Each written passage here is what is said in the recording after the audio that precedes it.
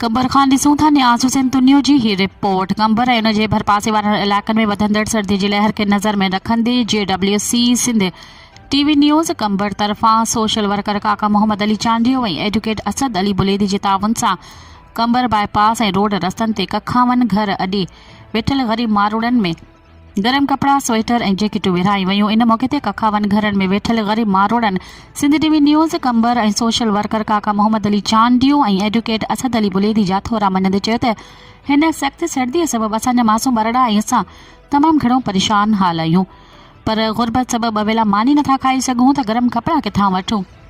असीं एहसानमंद आहियूं। Sindh TV news कंबर सोशल वर्कर काका मोहम्मद अली चांडियो ऐं एडवोकेट असद अली बुलेदी जा, जिन असांजी तकलीफ़ुनि खे महसूस कंदे असांखे असांजी बचड़नि खे हिन सख़्त सर्दीअ खां बचाव लाइ गरम कपड़ा फ़राहम कया।